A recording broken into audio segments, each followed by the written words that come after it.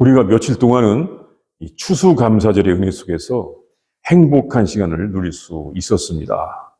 이 감사의 지혜를 주신 하나님, 이 하나님 덕택에 감사를 드린 중에 행복과 평강을 맛볼 수가 있었던 것입니다.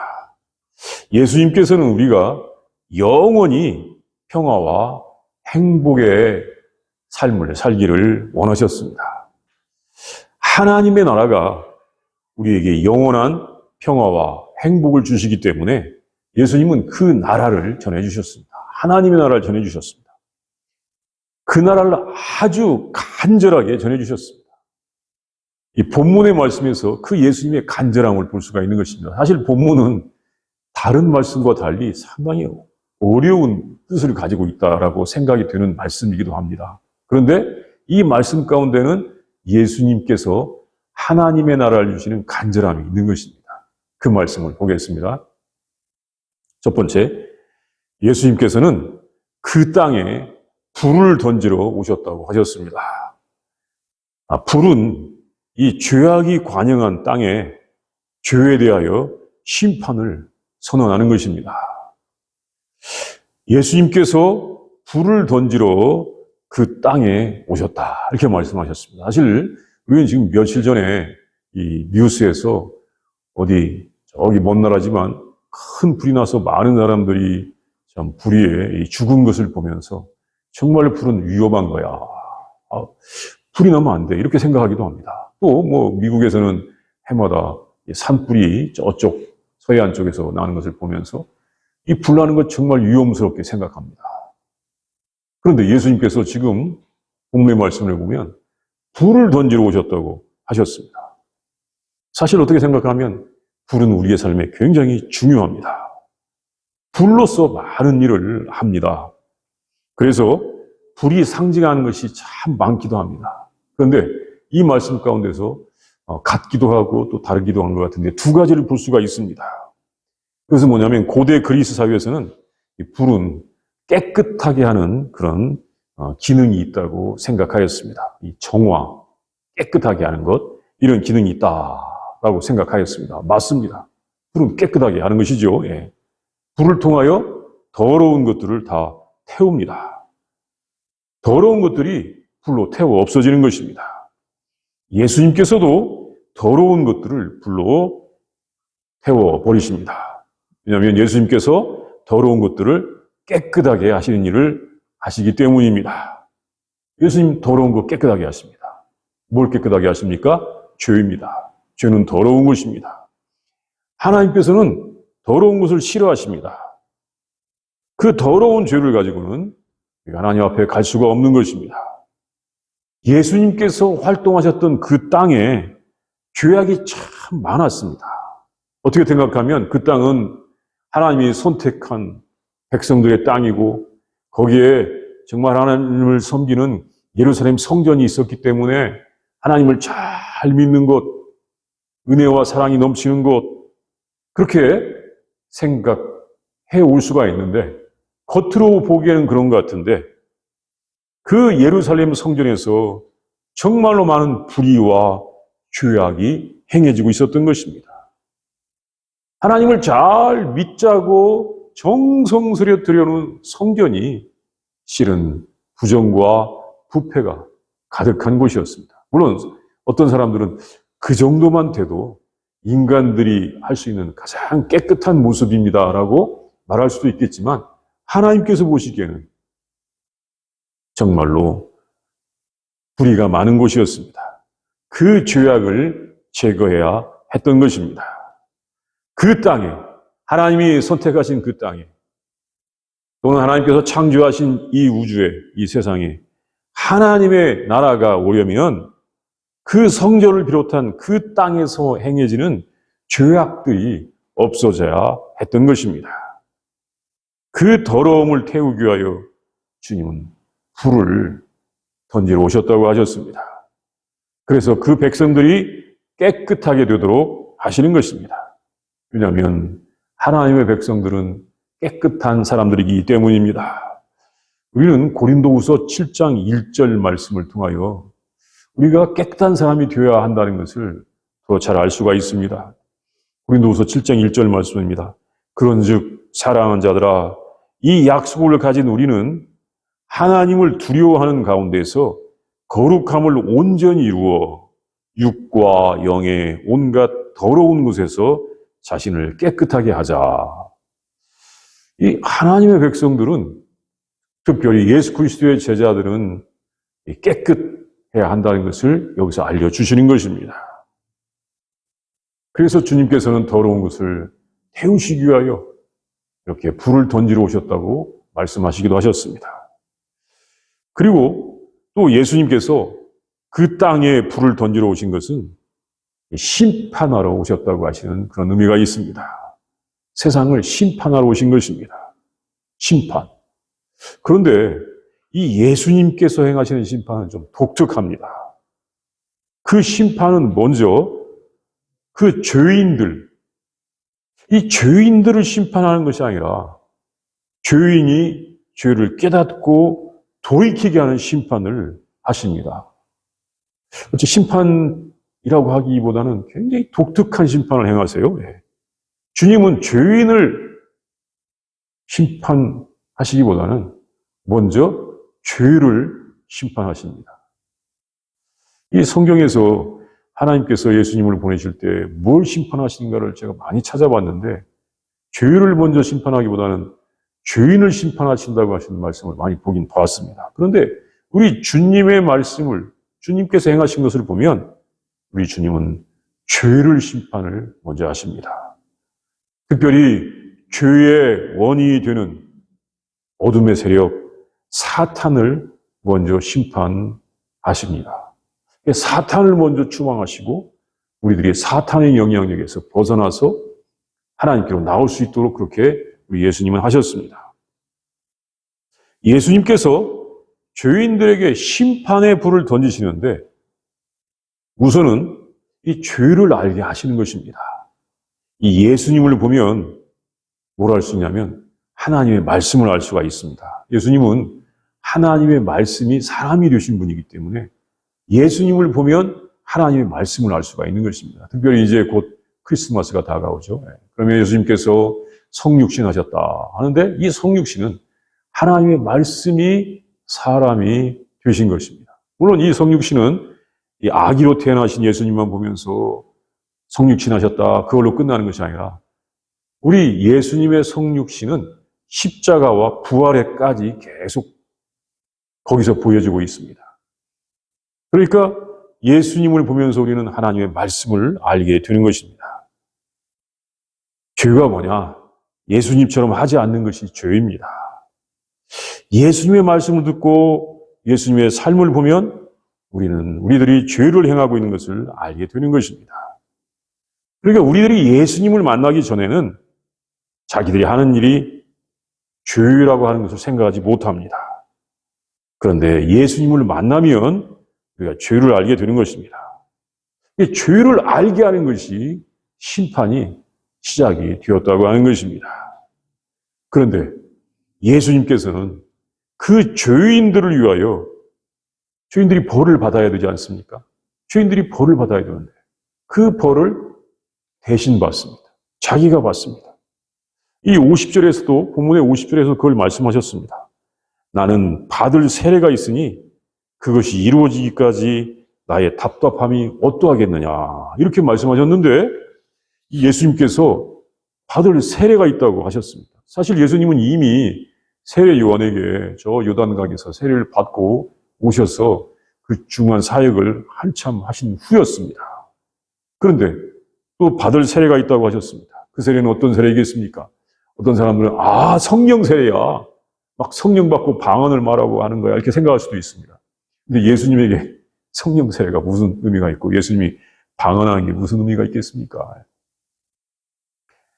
그 예수님께서 받을 세례는 십자가에서 우리들의 죄를 대신 담당하여 대속의 고난을 당하시는 것이었습니다. 사람들이 당할 심판을 대신 당하여 주시는 것, 그것이 예수님이 받을 세례였다는 것입니다.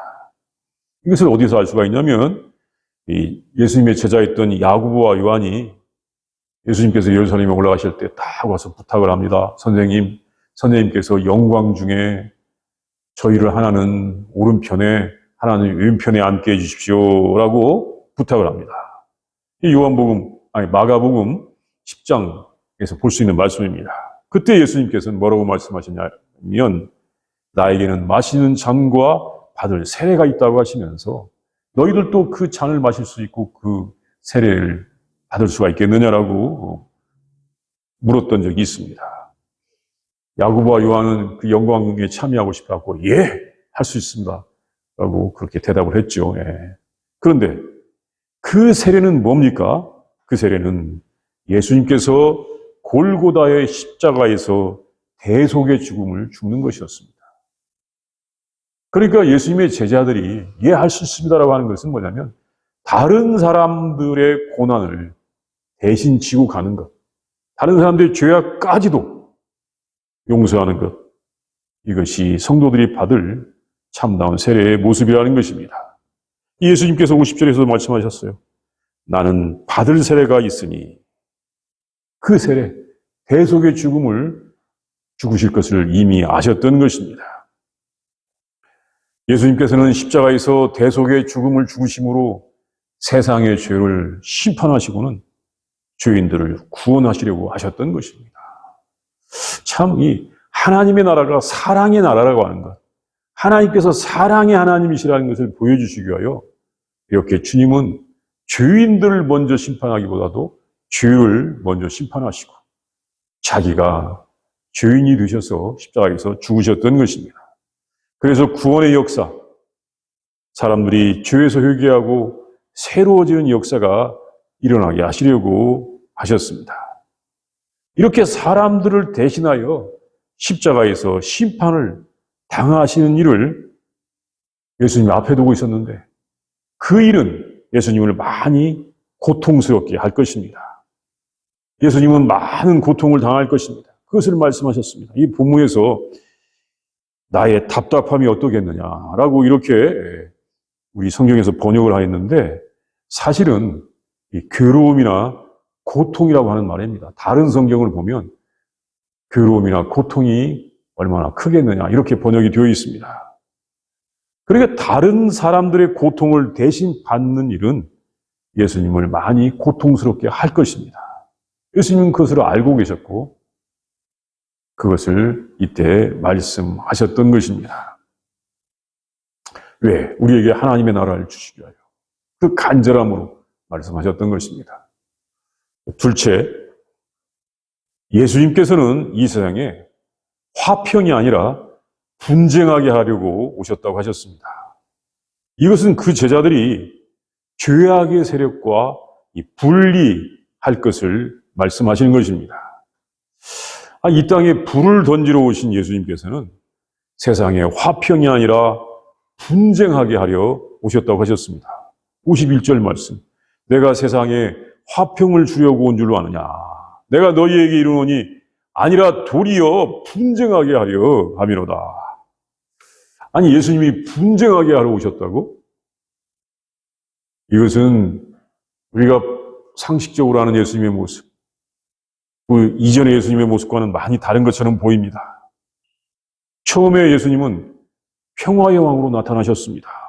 이제 우리가 곧 12월 25일 성탄절 이때 그 예수님의 탄생하심을 축하하면서 그 천사들이 불렀던 노래를 함께 부르지 않습니까? 지극히 높은 곳에서는 하나님께 영광이요 땅에서는 하나님이 기뻐하신 사람들 중에 평화로다. 이렇게 예수님은 태어나실 때도 평화의 왕으로 선포되었습니다. 화평의 왕이었습니다. 또 예수님은 하나님의 나라를 전하려 갈 때 제자들에게 평화를 빌어주라고 하였습니다. 누가복음 10장에 보면 어디든지 집에 가서 평화를 빌어주라고 하였습니다.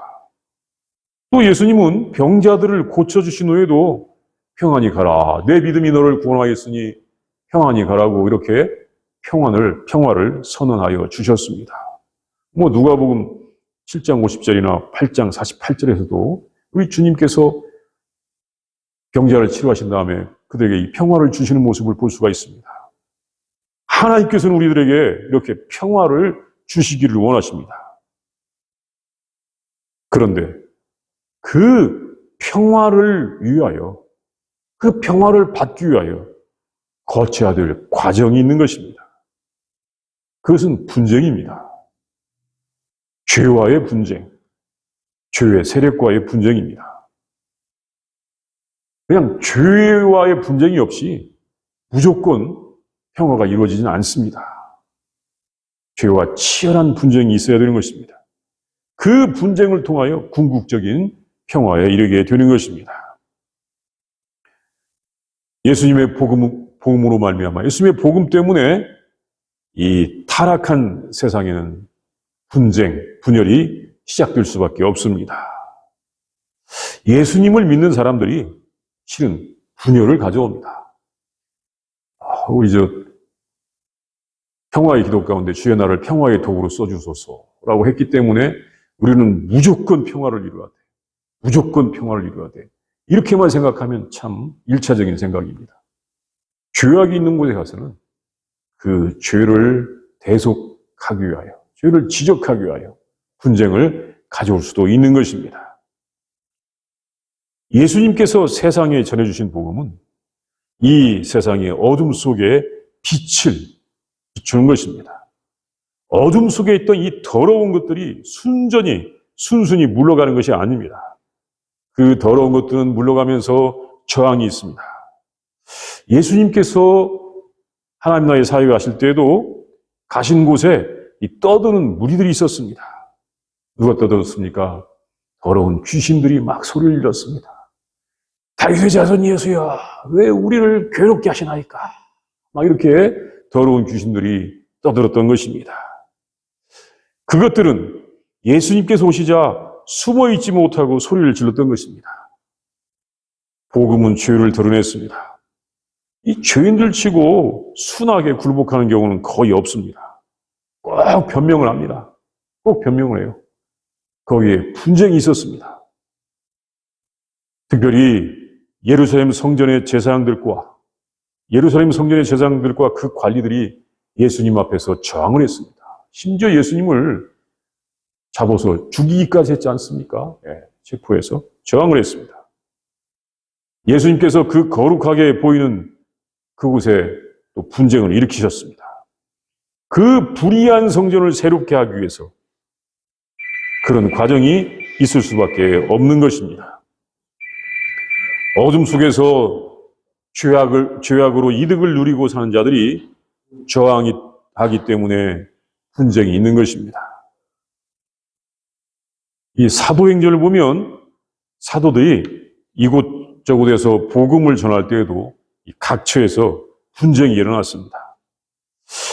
사도들을 대적하는 무리들이 이곳저곳에 있었던 것입니다. 사도들은 전염병같이 위험한 사람이라고 고발당하기도 하였습니다.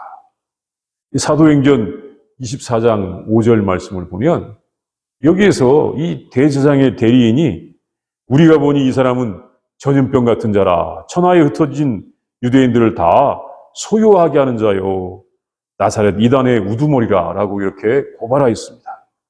그 사도들을 전염병 같은 자라고 이렇게 고발하기도 했던 것입니다.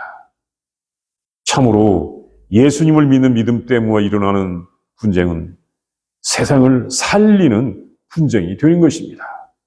이 죄악이 관영한 세상에 하나님의 나라가 오기 위해서는 그런 분쟁이 있는 것입니다. 그런 과정이 있은 후에야 우리는 참으로 평안을 누릴 수가 있는 것입니다. 그런데 그 분쟁은 심지어 가족들 안에서도 일어날 수가 있습니다. 아버지와 아들 사이에도 분쟁할 수가 있고, 어머니와 딸 사이에도 분쟁할 수가 있고, 시어머니와 며느리 사이에도 그런 분쟁이 있을 수가 있는 것입니다. 물론 시어머니와 며느리 간의 갈등, 고부 간의 갈등이라고 유명하지만 그 갈등이 아니라 하나님의 나라를 위한 갈등, 그 갈등이 있을 수가 있는 것입니다. 참된 진리를 따르느냐 아니면 그냥 해오던 대로 어둠의 세력에 속하여 사느냐, 이런 선택 앞에서 분리와 갈등이 일어날 수밖에 없는 것입니다. 그런데 그 분쟁은 폭력과는 다른 것입니다. 또한 전쟁과는 다른 것입니다.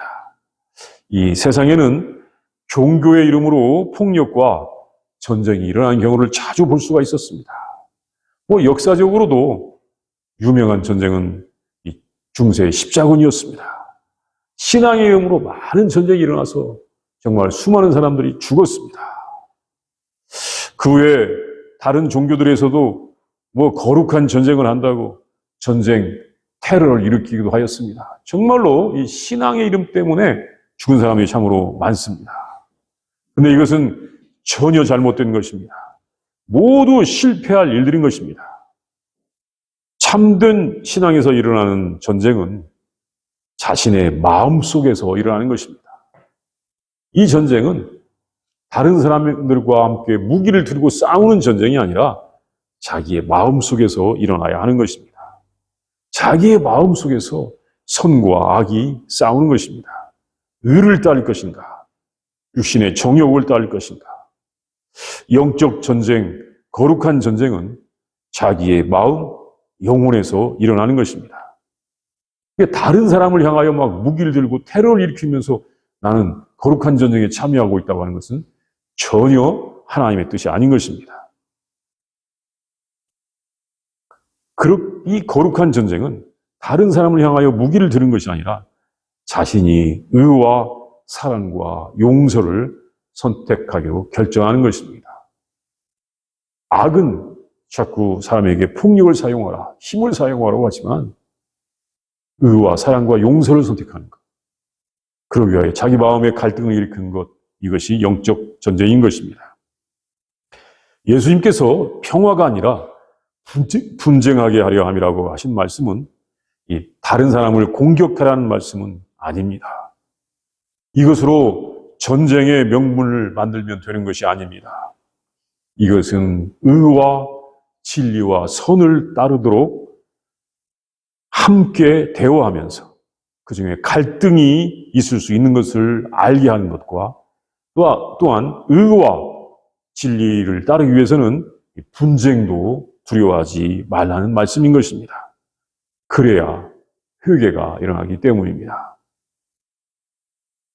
셋째, 예수님께서는 사람들에게 이 시대를 분별하고 속히 회개하여 하나님께로 돌아오기를 촉구하셨습니다. 우리가 이 54절에서 59절 말씀을 보면 회개의 결단을 촉구하시는 말씀입니다. 예수님께서는 하나님의 나라가 이미 시작되었으니까 거짓을 행하는 사람들, 유식하는 사람들에게 이 거짓과 유식을 버리고 어서 돌아오라고 말씀하셨습니다. 56절 말씀입니다. 유식하는 자여, 너희가 천지의 기상은 분간할 줄 알면서 어찌 이 시대는 분간하지 못하느냐. 이 유식하는 사람들, 밖에 가서 식사하는 사람들이 아니고 겉을 꾸미는 사람들입니다. 위선적으로 행하는 사람들, 유식하는 사람들, 하나님을 잘 믿는 척하는 사람들에게 하나님의 나라가 가까이 온 시대가 되었다고 주님은 알려주십니다. 여러분, 지도자들이여 속히 회개하라. 회개하지 않으면 곧 멸망이 닥친다. 하나님의 심판의 시간이 다가오고 있다. 악을 행하지 말고 진실로 하나님을 섬겨라. 특히 그 당시에 그 땅의 지도자들의 이 불의와 부패가 아주 심각했던 것입니다. 이 예루살렘 성전의 부정과 부패는 굳이 우리가 이 다음에 나오지만 그 성전 청결 사건에 대해서 자세히 말하지 않아도 우리가 알아야 될 사건입니다. 사실 예수님을 우리가 더 잘 알기 위해서는 그 예루살렘 성전의 부패와 타락을 우리가 늘 염두에 두고서 예수님께서 그들을 많이 책망하시고 그를 심판하셨다는 것을 우리가 알 필요가 있습니다. 그곳은 아주 화려하고 웅장한 성전이었지만 그곳에서 일어난 일은 정말로 하나님의 이름을 욕되게 하고 있었습니다. 그 성전은 하나님의 이름을 욕되게 하고 있었습니다. 또 그곳을 통하여 사랑과 의의 하나님의 나라를 말할 수가 없었던 것입니다. 그 성전의 고위급 관리들이 로마의 총독부와 결탁하고 또 그 재물을 가지고 백성들을 괴롭히는 일들은 하나님의 뜻을 모독하고 있었던 것입니다. 그래서 그 성전 아주 아름답고 정말 웅장했지만 하나님의 심판이 임박했던 것입니다. 예수님께서는 그것을 아셨습니다. 그들이 회개하지 않으면 그 성전이 멸망할 것은 말할 것도 없고 그 결과 수많은 사람들이 죽을 것인데 그들이 회개하지 않는 것을 보면서 예수님은 안타깝게 여기셨던 것입니다. 그 예수님께서 이렇게 말씀하셨던 대로 이제 얼마 후에, 물론 40년 후에 그 성전이 로마의 군대에 의해서 돌 위에 돌 하나도 남지 않냐고 전부 다 파괴되고 멸망했지 않습니까? 네. 그리고 유대인들은 디아스포라로 전 세계로 흩어졌습니다. 사실 그때는 아직 예수님께서 그 성전을 청결하게 하시기 위하여 거기에 들어가신 때는 아닙니다. 그러나 예수님은 그 성전의 심판이 다가온 것을 경고하시는 것입니다. 그 성전의 대제사장들이나 바리새인들이나 높고 권세가 있다고 하는 사람들이 잘못을 모두 회개하고 하나님의 자비와 용서와 사랑과 정의, 공의를 구하라 라고 주님은 그렇게 말씀하시는 것입니다. 그래야만 여러분과 백성들이 살아날 수 있다고 주님은 말씀하셨던 것입니다. 우리 이 예수님께서 하신 말씀 중에는 높은 지위와 권세가 있는 사람들을 향하여 하신 경고가 많은 것 같습니다. 물론 저는 이제 지위가 낮고 별로 권세가 없기 때문에 이건 나한테 하신 말씀이 아닐 거야 라고 내가 피해가고 싶어서 하는 건 아니지만 이 주님의 말씀을 보면 높은 권세와 지위가 있는 사람들에게 책임을 요구하는 말씀이 많이 있어요. 57절에 있는 말씀, 어찌하여 옳은 것을 스스로 판단하지 아니하느냐. 이것도 큰 책임을 맡은 사람에게 하신 말씀인 것 같기도 합니다. 또 우리가 오늘 읽지는 않았지만 지난주에 본 말씀 48절 후반절에 나온 말씀, 무릇 많이 받은 자에게는 많이 요구할 것이요 많이 맡은 자에게는 많이 달라 할 것이니라. 어떻게 해서 예수님께서 그렇게 엄히 경고하셨는가를 보면 당시에 그 성전을 맡았던 대제사장들과 그 제사장들의 무리들에게 주님의 경고가 그렇게 엄했던 것을 우리가 알 수 있는 것입니다. 사실 이 말씀은 일반 백성들에게도 하셨겠지만 높은 자리에 있는 사람들, 너희들이 회개해야 돼. 그래야 하나님 나라에 올 수 있어. 이렇게 말씀하셨던 것 같습니다. 하나님께서는 하나님 나라를 주시기를 간절히 원하신다. 하나님께서는 여러분들에게 평화와 생명의 나라를 주시기를 원하신다. 그런데 너희들은 어찌하여 그렇게 죄악 중에서 불의를 행하고 있느냐? 어서 속히 돌아서라. 때가 임박했다.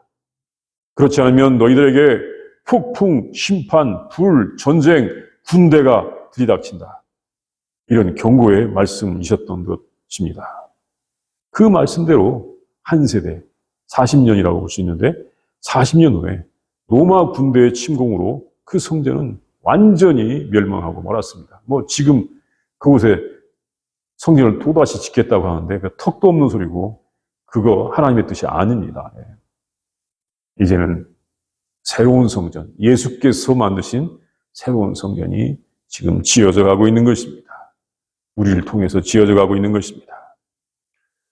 예수님께서 하신 말씀 중에 그 말씀은 회개를 촉구하는데 59절 말씀, 내게 이르노니 한 푼이라도 남김없이 갚지 아니하고서는 결코 거기서 나오지 못하리라. 이렇게 말씀하셨는데 이 고발하는 자에게 한 푼이라도 남김이 없이 빚을 갚지 않으면 결국은 심판을 받게 되는 것을 말씀하셨습니다. 철저하게 빚을 갚아야 한다고 하셨는데 여기서 빚은 뭐냐면 죄를 말하는 것입니다. 죄를 말해요. 왜냐하면 어떻게 할 수 있냐면 예수님께서 이 주님의 기도를 우리에게 가르쳐 주실 때 우리가 우리에게 죄 지은 자를 용서하여 준 것 같이 우리 죄를 사하여 주시옵고 우리가 이렇게 기도하는데 여기서 이 죄라고 하는 오페일리마라고 하는 이 말은 빚을 말하기도 합니다. 우리가 우리에게 이 빚진 자를 탕감하여 준 것 같이. 그러니까 여기서 이 죄는 빚을 말하기도 하는데 그 빚은 바로 죄를 말한다는 것입니다. 그 죄는 하나님께 빚진 것입니다. 하나님께 의무를 못했다는 것입니다. 대제사장과 관리들이 철저하게 회개하고 하나님께 하지 못한 의무를 해야 합니다.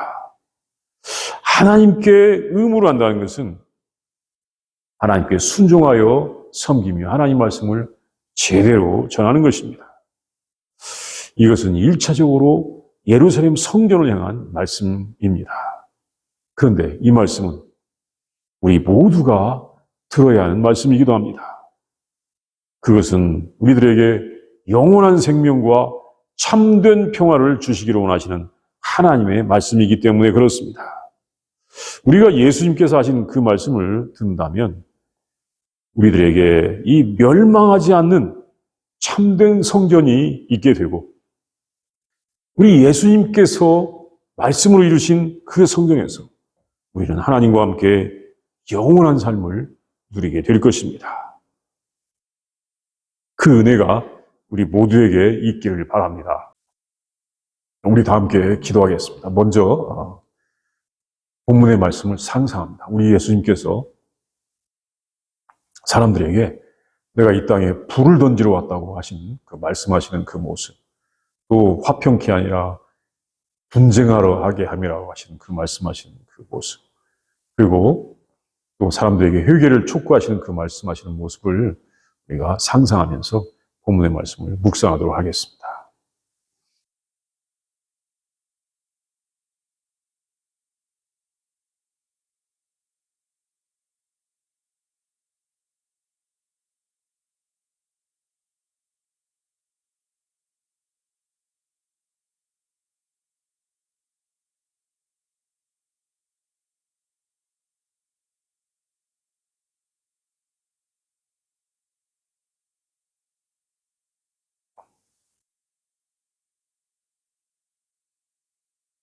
하나님 감사합니다. 우리를 사랑하셔서 예수님을 보내시고 예수님을 통하여 우리에게 참된 하나님의 나라를 알려주신 진심으로 감사합니다. 하나님 우리를 불쌍히 여기시고 긍휼을 베풀어 주시옵소서. 하나님 우리가 완전히 회개하지 못하여 주님의 나라에 이르지 못하는 것을 불쌍히 여기시고 긍휼을 베풀어 주시옵시고 우리에게 하나님 나라를 주시고 하나님 의를 허락하여 주시옵소서.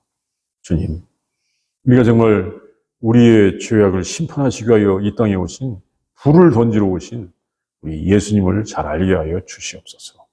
하나님 또한 헛된 평화가 아니라 잘못된 평화가 아니라 분쟁을 통해서라도 우리에게 진리를 알게 하시는 우리 예수님을 잘 알게 하여 주시옵소서. 하나님 그리고 화려하고 웅장한 성전이 아니라 말씀으로 지어져 가는 우리 하나님 나라를 알게 하여 주시옵시고 그 하나님 나라에 영원한 생명과 평화가 있는 것을 알고 하나님을 잘 찬송하고 섬기는 우리들이 되게 하여 주시옵소서. 온 땅이 아버지 주님 앞에 나오게 하여 주시옵소서. 주님 모든 사람들이 자신의 죄를 철저하게 회개하고 주님 앞에 나와서 온전한 평화와 안식을 누릴 수 있도록 인도하여 주시옵소서. 우리를 불쌍히 여겨 주시옵소서. 예수님의 이름으로 기도합니다. 아멘.